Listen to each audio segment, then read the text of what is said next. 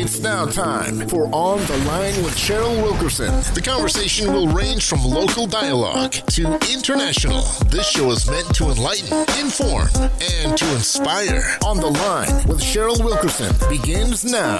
Hello and welcome to On the Line. I'm your host, Cheryl Wilkerson. Thank you for your audience on this Sunday morning at 11 o'clock. You can meet us here every week. My guest today is the actual general manager of this wonderful radio station, WNSB. His name is Maynard Scales. Welcome. What's happening, Cheryl? How are you? How you doing? Excellent. What's going on? So I dragged you in here because I want to bounce some topics off of you and get your reaction, because you always have such good reactions, sometimes a different viewpoint than other people. And I thought it'd be great for people to listen to some differences. That good? I think what you just said is that when you say things, I usually take an angry approach about things. I didn't say angry. I said different. I'm an old crotchety man. Oh, you sound like my brother. He says he's an old grumpy man all the time. Grumpy guy. All right. So the first topic is Kevin McCarthy. Of course, last weekend it took, 15 votes for him to be installed as Speaker of the House. Right. So was the real deal for them to go through this and really for them to nominate Donald Trump to be the Speaker of the House? And then, he's in line to be the president. Should anything happen? Was that the real deal, or No. And do you feel that those Republicans that held up the vote, do you feel like they kept America hostage? No. First, let me answer the first question. Was the real deal nominating Donald Trump? No. The real deal was performing.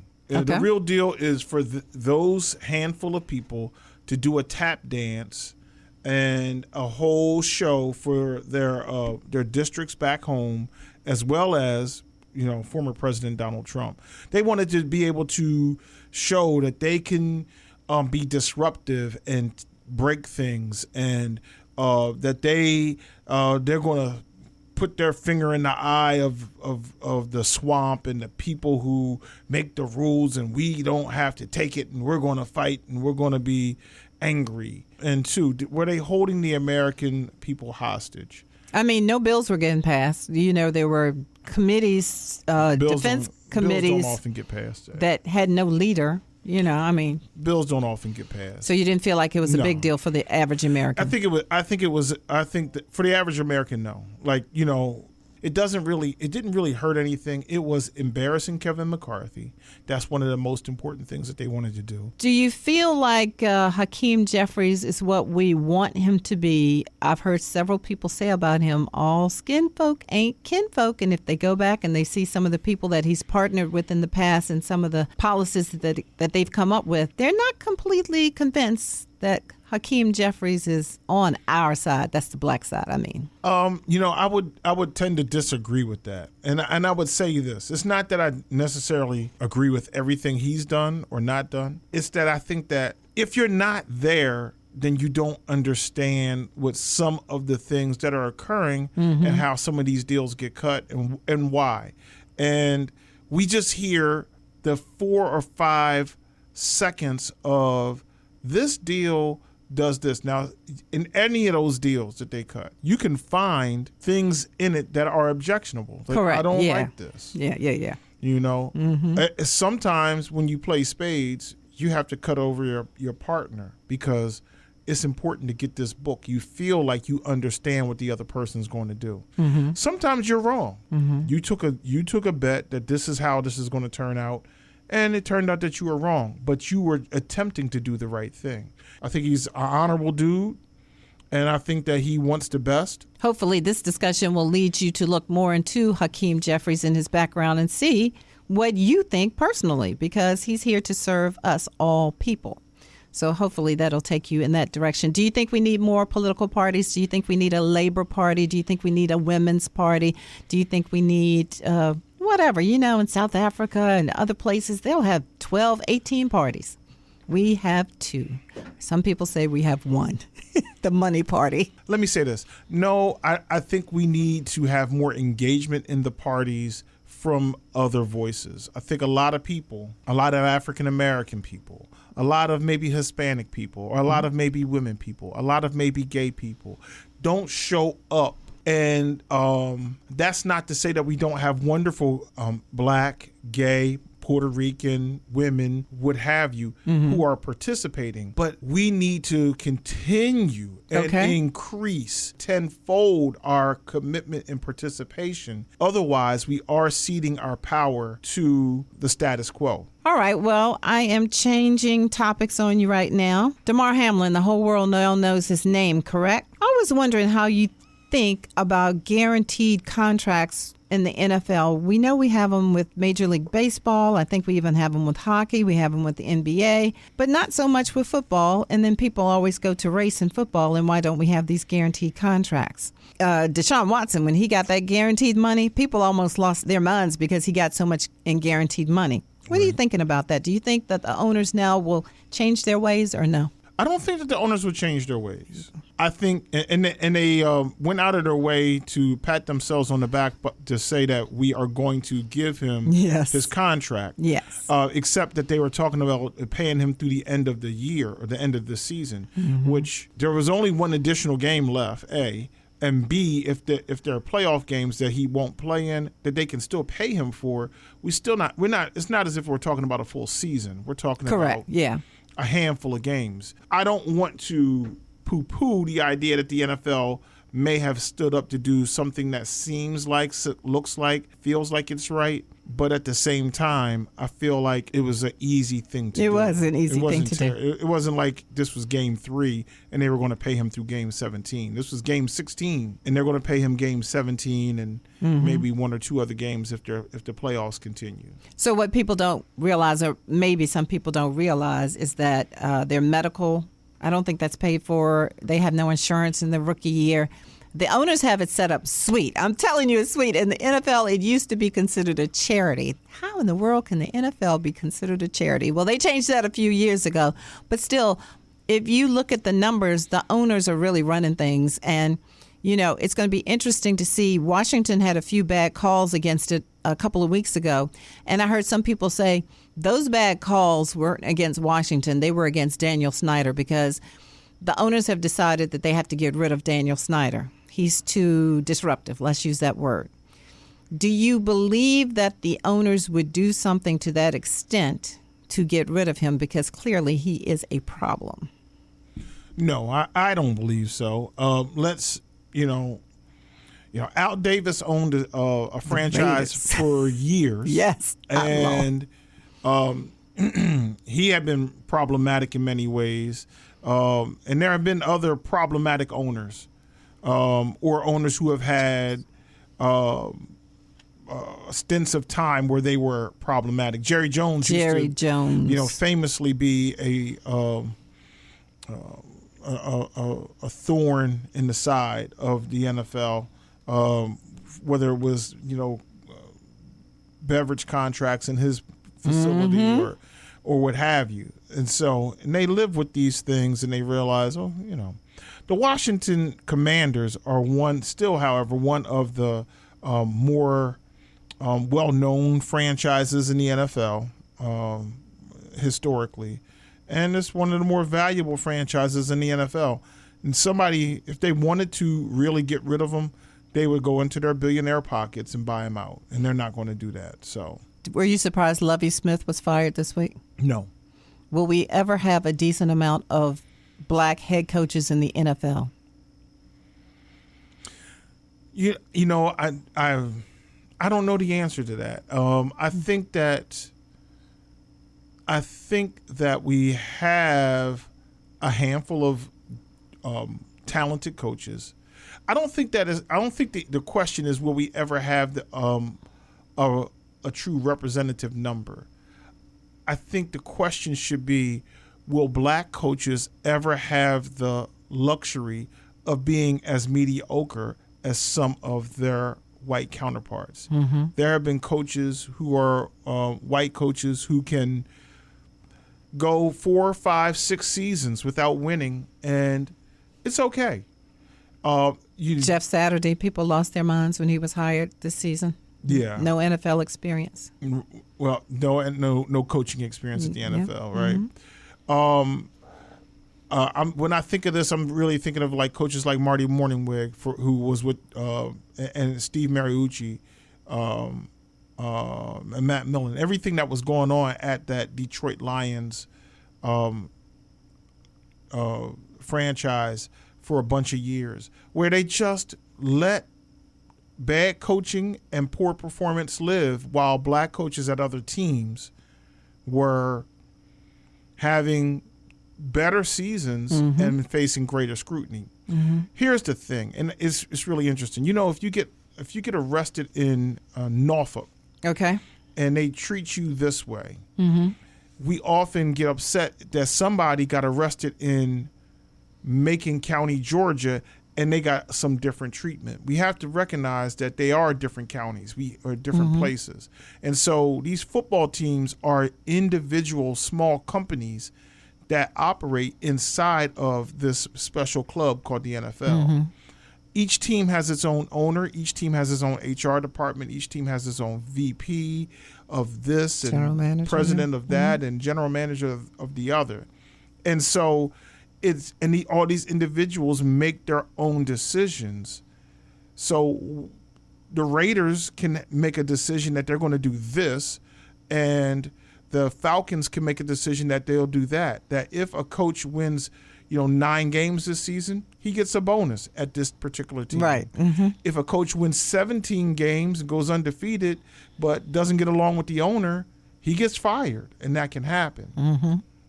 So we understand that these corporations run their own businesses, but it's the scrutiny of the writers, of the ESPN analysts and the Fox Sports analysts and the newspaper guys and the Sports Illustrated people and the blah, blah, blah that goes into whether or not a coach is going to get a new contract or get fired, get a raise, or what have you.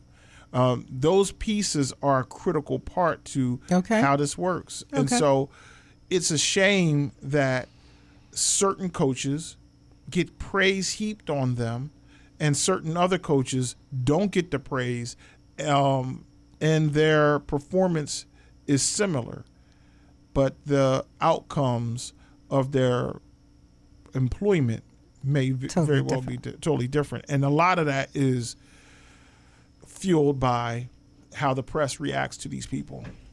Speaking with Maynard Scales, he's the general manager here at WNSB, and I'll let you get a word or two in about Deion and how you feel about that whole thing and going to Colorado. And I think you said this morning that Jackson State will always be in his heart or something like that. More good than bad, or I think it is. It's the case of it is what it is. I don't begrudge Deion for wanting to make more money or be in a bigger place. I think that there are issues with how you got there, right? There was a big to-do about coming to Jackson State and coming to the SWAC and coming to an HBCU. And it was a lot of show, a lot of sizzle, and a lot of attention-grabbing headlines that he generated. And that's good. In some ways, we would love to have HBCUs show up and be spotlighted. That's fine. It did send a signal that there was some level of commitment that he would have. That turns out that he didn't have that level of commitment. Now, the challenge is that level of a commitment that we anticipated was something that we anticipated. True. So at some point, you're right. At some point, that sounds like a you problem and not a Deion problem. Gotcha. I got you. But I will say it still does feel a little bit like the okie doke. Okay. So, all right. But salute and congratulations to him. I hope that he is wildly successful at Colorado. What we can say is he ain't SWAC. He ain't SWAC. Read a story this week, and it alarmed me, Maynard. It alarmed me. For the first time in 15 years, the American Academy of Pediatrics released new guidelines for treating childhood obesity. All right, so they said It can be fixed. It won't be simple, but we need intensive behavioral and lifestyle changes to fight the fat, right, with our children. But it went further, and it also included recommendations for anti-obesity medications and surgery for the first time. So our children are now being recommended for pills and surgery. And I'm going to tell you that since the 1980s, obesity rates have tripled in children. Is it okay that now we are looking at children that might need surgery or pills because of their weight? Are we, as parents, as grown-ups, are we doing right by our children? No, we're not. But why not? Why not? So, I think so much of it is the trappings of success. I grew up on a block where, it was a working class family community, and there were 7, 8, 9. There were on my block. There were 10 of us. Right. Yep. Right. Yep. And I don't mean my parents didn't have 10, but there were 10 kids my age, and then older than me by 2 years. There were 10 kids who were 2 years older than me, and then younger than me. There were 10 kids that were 2 years younger than me. So what that meant is I always had somewhere between 15 and 20 playmates, if you will. Correct. Hey, we're going to play basketball. There's 10 of us. We played 5-on-5 basketball. We're going to play football. There are 30 kids in this age group, this collective. Boys and girls as well, right? So some, not all of them were boys. But, we wanted to play football. We would get out there, we would play 8-on-8 football. But so what has happened is the trappings of success. When we decided that, this parent got that good job and we could move away from the neighborhood, we moved into communities where these were communities that were not neighborhoods. Right. They were communities. Yeah. We didn't have neighbors anymore. You live next door to somebody, but you don't know them, nor did you knock on their door and say, Correct. Hey, is Tommy home? Because you pulled up in the driveway and you let the garage door up and down and the car went in and you never even spoke to him. That's right. Now, in my neighborhood, we had Saturdays at 1 o'clock. Saturdays at 1 o'clock, man, you opened your front door at 1 o'clock and looked outside to see who else was outside. And that's when we started to play. That's when we went up and down the street. We rode our bikes. We went to the little corner store. We went around the rec center. We were all from a common place, if you will. But then when we got those good jobs, when we moved to these other communities, when we got out there, we didn't know our neighbors. They had to, in fact, build things into these new neighborhoods to try to make us neighborly. Like they built pools in the neighborhood. They made these cul-de-sacs that made you kind of have to, find your way through. They have little recreation centers kind of built into the neighborhood. But the kids and But what about the diet? Well, we'll get there, because the diet, particularly for kids, almost. I'm not a doctor. Let me just state right. that. Neither am I. Yeah. But they almost shouldn't matter. Because if your kid is playing baseball and running in the street with the other kids and, swimming and riding their bike and then going up and playing the basketball games and the football games with the other kids and just being active, we already know that kids at a certain age, your metabolism is high. I couldn't gain 5 pounds when I was 15, 16 years of age. But I think we got to put the diet component in there because, like you said, when that metabolism slows down, we have to know how to take care of our bodies, whether we're 16, 22, whatever. We got to know. I would hope that the diets can get corrected. But I do remember being able to eat some potato chips and candy and having a sandwich. And I think those formulas have changed. Well, we were able to do a lot of things. But provided that we were also able to burn off those things, it wasn't that detrimental. I don't advocate that you sit around and drink a 3-liter soda and eat Big Macs all day. I certainly hope that people have balanced diets Okay. and that they watch their calorie, cholesterol, sodium, and sugar intake, and any other harmful things. But I think the main thing is, can we get our children back to going outdoors and participating in organic play with other children? What we've gotten ourselves into is that if we don't have our kids enrolled in a travel baseball team or AAU this or some other whatever it may be, the kids don't learn how to go out and just do it for themselves and and then just do it for themselves. And they would rather therefore Having fun, you're making lifelong friendships. Right. It's just a different vibe. All right, let's change now. Earlier this week, the Golden Globes were awarded. Now, I know you're not big on award shows, but I just want to run this past you. Gerard Carmichael was the host. He immediately tackled the elephant in the room at the start of the show.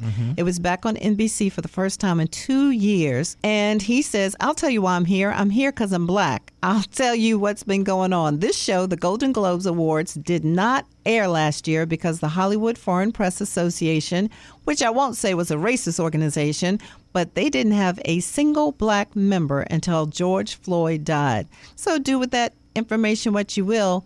I'll tell you how I got here. And he goes on to say he was in this moral dilemma about, do I do this or not, because I feel like I'm being used because I'm black, but maybe I can do some good. So he goes to his homegirl, Avery, and he tells her, they want me to host the Golden Globes. And she says, oh, I'm so proud of you. And she goes on, she says, well, how much are they paying you? He says, well, it's not about the money. It's about the moral question. She said, how much are they paying you? $500,000. Boy, if you don't put on a good suit and take them white people money. And so is that our mentality, the money mentality? Is that where we are today? Did you see the show by any chance? You probably didn't. I did not watch the show, but I did watch a piece of Gerard Carmichael's monologue. And I did see the part where he said, hey, I'm here because I'm black, and that the person who was producing and directing, a black producer, reached out to him and asked him to do it. And $500,000 is a bag. Stephen Hill, who was once with BET. $500,000 is a bag. And here's the beauty. It's not about doing it for the money, even though that's a lot of money. Right. But he was able to bring light to a circumstance or a situation and get the money. So he did both. Okay. He got the money. Win-win. And he was able to, speak his mind. And I think the minds of so many African Americans and other marginalized populations that this is where we are in this scenario. But is it going to change next year or in the next 10 years? Probably not. But here's the thing. And then we had so many black winners, Angela Bassett and Quinta Brunson and Zendaya. Yeah. And Tyler James, Williams, etc. Here's the thing. We shouldn't worry about whether or not it's going to change. Okay. Proximity to whiteness is not acceptance. Correct.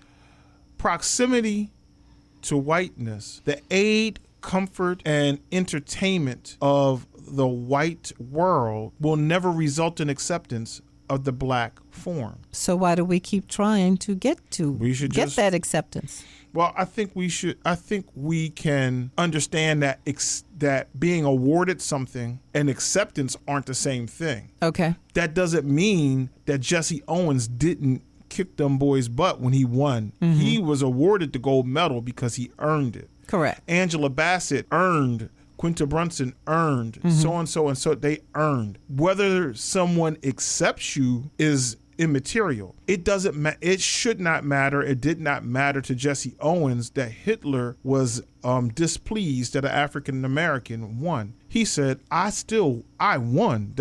Just end the sentence correctly. Yeah. An African American won. Whether Hitler likes it or not is not up. That doesn't matter. But there are some that will say, if you don't accept me, then you won't have me in certain positions where I can do the most good for humanity, for myself, for your organization. You don't accept me, so you don't even look at me in that light. Because think about it. They're first for black people every day. The first one to do this, the first one to do that. There have been qualified people in the past, but they weren't ever given the opportunity. They weren't accepted. Yeah, that sounds like a you problem. You problem. meaning you said, if you don't accept me, that is whoever that you is that you're talking, that's their problem. I'm going to. But in the meantime, I can be the greatest neurologist in the world, but you don't accept me. That's fine. I'm gonna shine them. Listen, once we realize that blackness is our superpower, it is, most definitely. We're gonna shine. Now, if you, some other person, some other they or them have a dark cloud that they want to carry over, that's their problem. I'm out here to shine, and I'm gonna be the best and greatest black me, the greatest and best melanated little black boy that I can ever be. Ida Burton is my grandmother, and she was a dark complected, pretty black skinned woman, and she said, boy, you go out here and you shine, and what is their problem is their problem. So I appreciate Gerard Carmichael going out and saying what he said and doing what he did, and I appreciate Angela Bassett and all those other black performers, all those gay performers, all those female performers, all those people of color, all those marginalized people who are going to go out and succeed in the face of all of the challenges. You win for winning, not for being accepted. Win because you're great, and let the rest be everyone else's problem. Shamar Moore said he's going to be a daddy. He's 52 years old. He said the other day he's going to be a daddy. Congratulations. That's what you have to say? Is he married? Okay, because Keke Palmer said the same thing. And I saw you, and you almost went ballistic. Congratulations to them both. And are they married to their partners? Neither. This is not the way. This is not the way. You're saying something so very unpopular because now we just accept anything. Okay.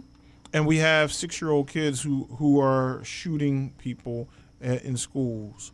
We have children who are maladjusted for a world that is going to continue to challenge them. Things happen. People get pregnant. We understand.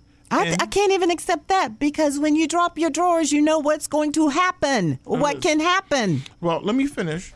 We understand that, these things can happen. There are going to be circumstances where some people are going to make decisions that will result in pregnancy. We understand that. Or result in this, that, or a third thing.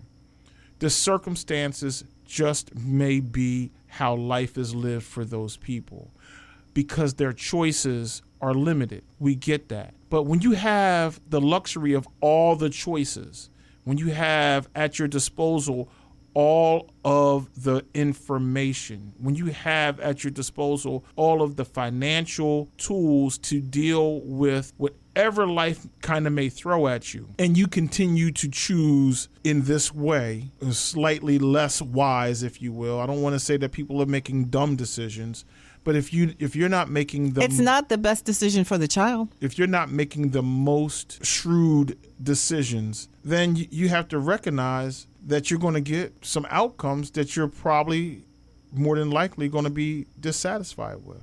Nick Cannon will make me lose my ever-loving mind because while you want to go out here and have 12 children, how do you not take care of them, but how do you take care of them in the manner of this one has a school play and this one has a soccer game and this one is, and they're all spread out, and these children want their parents there to see them. Their parents want them to tuck them in at night. And you just think that you can just go out here and make babies and there are no consequences. And I have no patience for that. Well, I agree.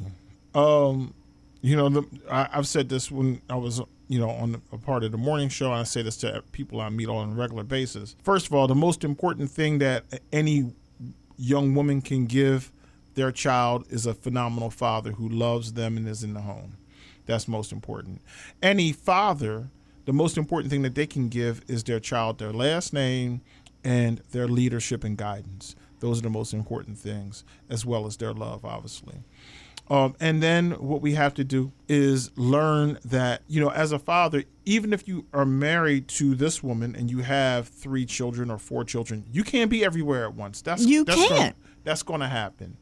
But if you can be the leader in your home, and you can make and you can demonstrate what it is to be a person who stands upright and has respect in his and her community, then you're doing all the right things. But if this relationship is broken, if this relationship is something of ridicule on television and in the newspapers, and if you're living in a fashion where your children's upbringing, your relationship with your significant other is somehow publicized on a regular basis, you're failing your child. And I called out Nick Cannon, but I should call out the women as well, because it's the women's bodies. Okay? Mm-hmm. All right. So, Maynard Scales, thank you for joining me. Thank you. I appreciate it. It's good to get back in here with you. Call me anytime. Maynard Scales is the general manager here at WNSB. He always has thoughts, and he, like I said, sometimes he comes from a different viewpoint than everybody else, so it's always good to hear that. I can't speak, so maybe it's time for us to end this show, okay? We're High 91 with the Soul VA. Thank you for having me on the line today, Cheryl. You are welcome. Cheryl Wilkerson, talk to you next week. Behold the green and gold.